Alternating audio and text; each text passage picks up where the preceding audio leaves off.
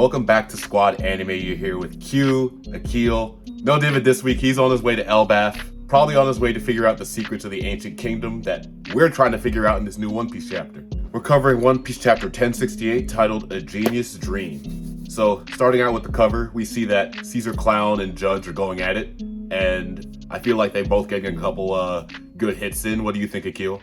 Yeah, I have to agree. It looks like both sides managed to lay some good blows on each other. It's the first time that they've been together since the group that they were a part of with Vegapunk was meeting, which I think is definitely very interesting.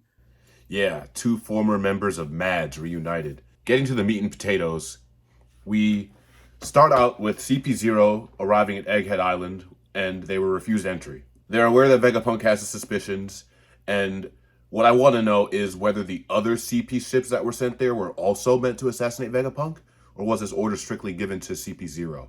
I think most likely their orders were just to follow whatever CP0 needs. So whether or not they know that they're there to assassinate Vegapunk is probably that's probably not, they probably don't know that's what they're doing. But if they're ordered to assist in doing so, I'm sure that they would be they would just follow their orders and be like, all right, Lucci said to kill Vegapunk, so we're gonna kill Vegapunk.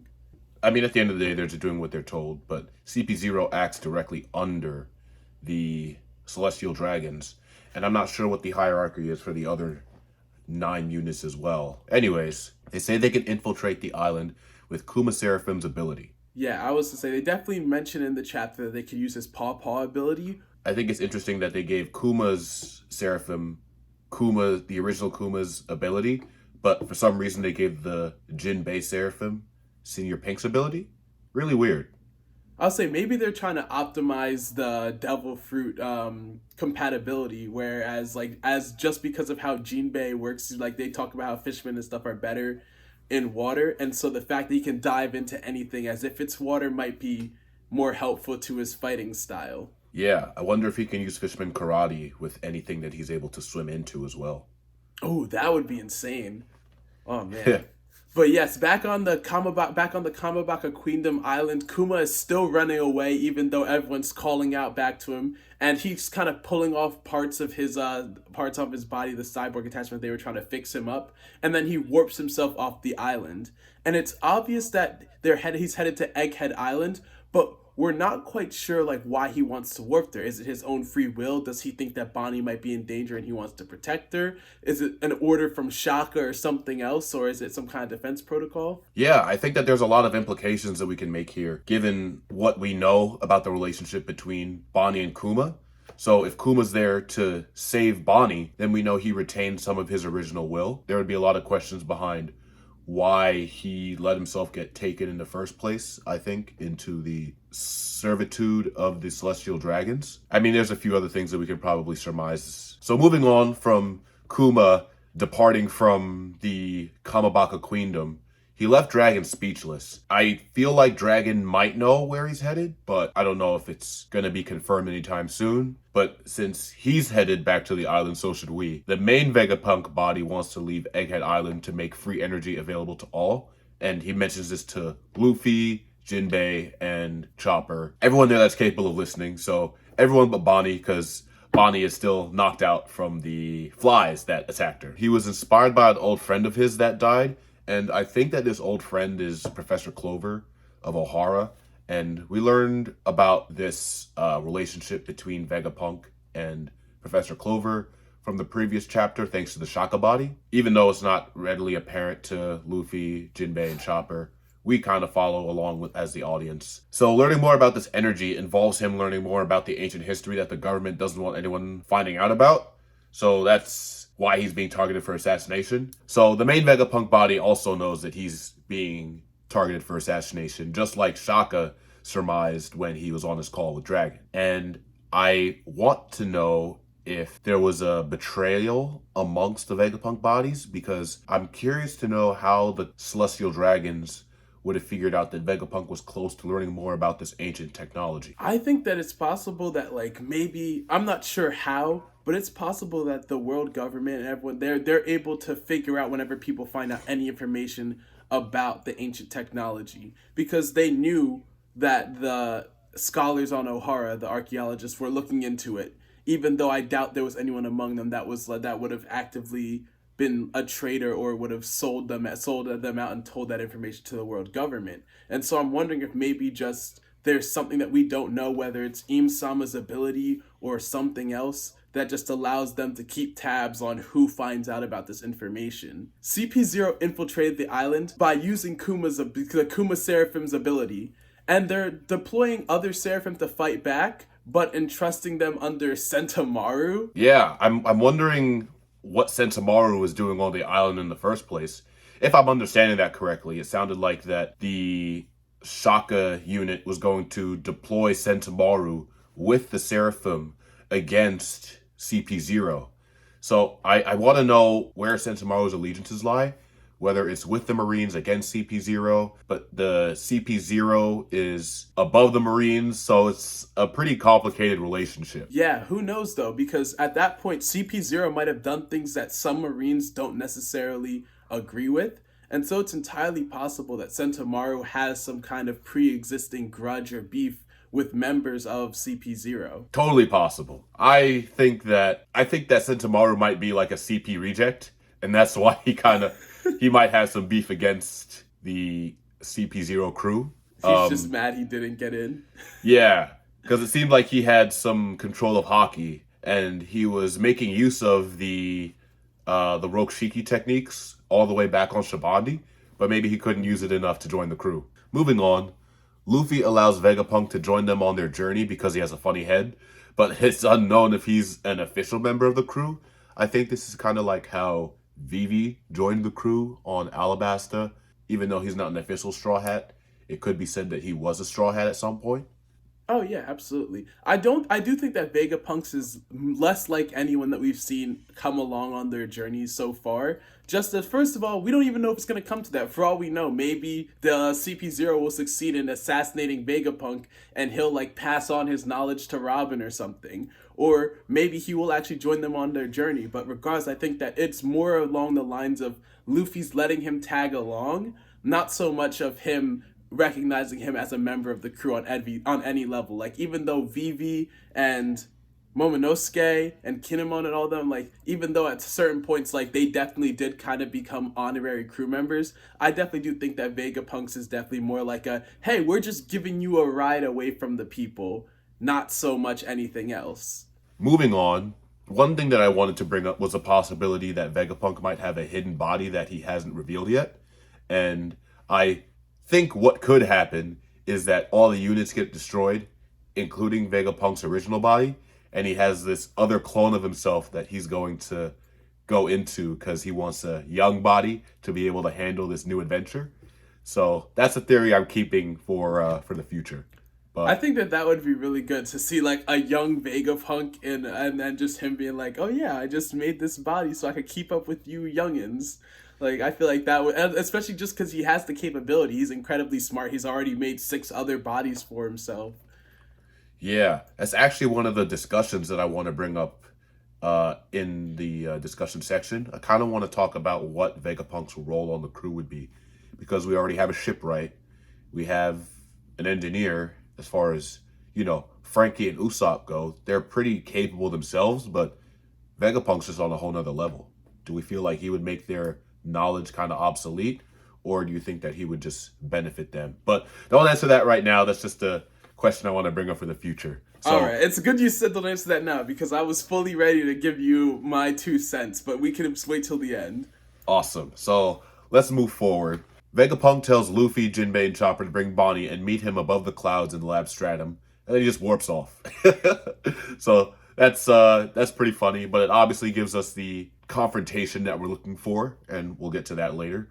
But in CP0's conflict with Vegapunk's lab, Stussy somehow knows a lot about Vegapunk and the layout and inner workings of Vegapunk's lab. She says it takes her back, and I'm kind of curious to know what her relationship is to Vegapunk.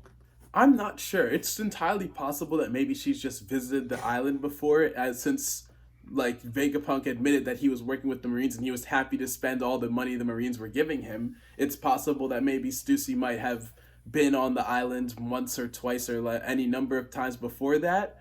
and it's just been a while, and it's entirely possible that she could have some kind of deep connection to Vegapunk. Maybe she also has a connection to Bonnie, and so we're gonna find out more about why her and Bonnie both know about this island, what maybe went down back in the past when they were both younger. Yeah, maybe Stussy and Bonnie are siblings, and we have yet to have that realization made to us. I also wanted to bring up the possibility that the Marines wouldn't want to get rid of Vegapunk unless they had someone to replace him that could use the technology. So if there's nobody amongst Vegapunk's clones that are betraying him, then I think that the original plan is to wipe out Vegapunk and then bring in someone like Stussy who has familiarity with Vegapunk's work and can kind of take over his job as the leader of the special research group for the Marines.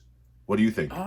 See, I think that that's possible, but I don't think it would be Stussy. Just because even though she has some familiarity with Vegapunk's lab, being familiar with something that he's created and being like on the level of creating stuff like that are two different things. And so I think it's very possible that maybe Judge might be the one who's going to be brought in, especially considering that he might be feeling a little bit more vulnerable given the fact that Big Mom caught him and his whole family lacking and he had to rely on Sanji and Luffy to save his sorry behind. I think that like he might be like, having some military backing might not be the worst thing right now. And so I could definitely see someone like him being brought in, especially considering that we have been seeing in the cover panels a lot of stuff with him and Caesar meeting back up. And so maybe the two of them would Judge in the lead since, Caesar is the one who came to where he's at. So the only reason I think it would possibly be Stussy is because they're sent to assassinate Vegapunk. And we all know what happens when someone with a devil fruit power is killed, right? The devil fruit power will spawn into the nearest fruit. And so that would allow Stussy, if she doesn't have a fruit already, to be able to consume the brain fruit and become the next Vegapunk. You make a fantastic point because I didn't even think about that, but I'm just trying not to laugh at the thought of Stussy ending up with a big old Vegapunk head. Like, she eats the fruit, starts getting all the knowledge, and you just see her forehead just, like, shoot up to the sky. Oh man, my like I definitely, of all the devil fruits, even though that one is definitely a really cool one, I think I'm not sure how it would feel having to lug around the Jimmy Neutron times 10 head on my body. You are absolutely right. We already made the comparisons to Doug Dimmadome last time. And now if I was Stussy, I would not want to end up looking like a super Jimmy Neutron with the brain blast, or looking like Sheen from that one episode where he ends up becoming Megamind. Yes, like I think that's the good comparison. Someone needs to do a side by side of Vegapunk when he has the big head and that picture of Sheen. Yes. Right, so but moving on. Yes. Vegapunk Atlas runs to deal with the CP0 intruders and gets bodied by Lucci in one hit, who, by the way, is pulling 0 punches. Like, he immediately goes into his leopard form, pulls out the 6 King gun, and just absolutely just bodies. Like, you see, Vegapunk Atlas fall down, half of the face messed up. And even though Vegapunk Atlas isn't fully destroyed, Lucci notes that, Lucci kind of notes that it's still breathing, and I'm not even sure how that works considering that's more of a robot cyborg than anything else, but he at least just kind of says that it's still alive. And after that, he sees Luffy, who immediately is like, "Hey, pigeon guy," and that's where the chapter ends. Yes, Lucci obviously came to do a job and wants to end the job as efficiently as possible, and he brings out the move that he hit Luffy with near the end of their fight, and it just shows that maybe Lucci has something even more powerful in his arsenal now. So I think that we're going to be getting a pretty good matchup between Lucci and Luffy. Even though I don't think Lucci is obviously at Luffy's level, I do think that it'll still make for a pretty good fight. I'm looking forward to this next week's chapter is what I'm getting at. I'm looking forward to it too. I feel as though maybe it might be someone else who ends up squaring up with Lucci instead of Luffy. I agree with you that you said, and you said that you don't think Lucci's on Luffy's level, but I think Luffy has just come so much farther than that. His mastery of using Conqueror's Haki in his attacks, his mastery of Ryo, the fact that he took out Kaido, which every other CP0 agent like who was on the island admitted that that would be something that was hard for them to do. I feel like That's there's very no true. way that Lucci is going to be able to actually stand a chance against him. I You're could right. see maybe Jinbei and Lucci fighting. I could see maybe, depending on if the other Straw Hats come down, someone like Sanji fighting Lucci, just because he's a bit butthurt about what happened to Robin, and it's like I'm stronger now, so let me get my licks in too. Yeah, that actually brings up a perfect segue into our discussion section. So, one thing that I wanted to bring up was that the other Straw Hat members can see what's going on in the lab. So, they can probably see that Luffy and Lucci cross paths. So, they'll most likely join in the fray, and it'll be something like Luffy, Sanji, Chopper, Jinbei, Robin, Usopp, Nami, and Bonnie versus CP0 and the Kuma Seraphim. Not to mention, Sentomaru's also being called on with the other Seraphim as well. So I think that this is going to be one huge battle, and I can't wait. Yeah, absolutely. I'm just these next couple chapters are definitely going to be exciting. Yes. And then the other topic in the discussion section that I wanted to bring up was obviously the fact that Vegapunk is possibly joining the crew. And what do you think his role on the crew would be, Akil? So I think his role would be very similar to that of Robin's, in the sense of, you know how Usopp and Frankie kind of like bonded over like working together, doing their creating stuff and all that. I think it would be something similar with Robin and Vegapunk, especially considering that he has been looking into the ancient history, and so at this point, this is one of her best chances to get a wealth of knowledge about things that she might not have known, and find out more about piecing together what exactly happened during the Void Century. I think that his primary role for joining the crew would be being able to take them to Elbaf. And since he's been there before, he must remember the route because he never forgets anything, right? Mm-hmm. With his brain. So being able to get them from Egghead to Elbaf, I think, is the next step. Whether he gets there in one piece is the ultimate story, right? And with CP0 being there, I wonder if they're going to contact other squads of the CP Zero for help, because there were more CP0 agents that were back on Wano, right? So there's obviously more than just Lucci, Kaku, and Stussy. They might have other members in the reserves on their way over, because if they surmise that the Straw Hats are there, they probably figure out that they can't defeat the Straw Hats with just those three CP0 agents. Because, let's be honest, they've been beaten before, right? So, it would be some BS to expect them to take on the entire Straw Hat crew with just the Seraphim.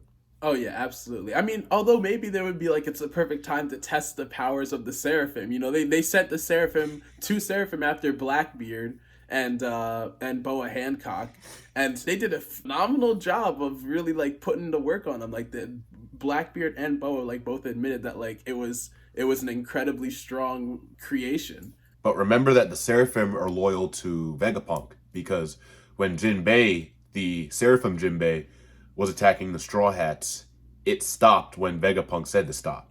You're right, but I feel like low key the military perhaps might have, and this is where maybe you could be right about the whole traitor thing, because I was like, I'm not sure how they would manage to outsmart Vegapunk, but maybe they found a way to override it, where that will be a plot twist. Vegapunk will be like, hey, stop, and they'll override, and he'll be like, I didn't expect someone to override the Seraphim and be able to like make it not listen to me. And that might also play into the fact of what was being told to him before about how he wasn't fully thinking out the repercussions of letting everyone have access to this kind of knowledge and stuff. Well, there's also the fact that Kuma's on his way to the island, right? Like not the Seraphim Kuma, the real real the Kuma. real deal. So if he just sends members of CP0 just flying with his paw fruit, and I kind of want to see what happens if two people with the paw fruit were to, fight each other, because one could obviously send the other flying, but then the other one could just warp back, right? So there's just so much that I'm looking forward to seeing, and a lot of One Piece theories that I've had that I've never thought I'd be able to see might come to fruition just from this fight. So I'm really looking forward to this next chapter. Yes, absolutely. But that about wraps it up for this video. Yeah, I don't think that there's anything else for me to discuss unless you have something you want to discuss, Akil. I don't have anything to discuss, but viewers, make sure to like, subscribe, leave a comment down below, send the video to your friends, show it to your family at Christmas, because that's coming up soon enough. And yeah, we appreciate everyone who tunes in and watches, and we'll see you guys next time. Squad out. And we'll be sure to update you guys on what David finds on his trip to Elbaf in the Ancient Kingdom. So be sure to stay tuned next time. Squad out.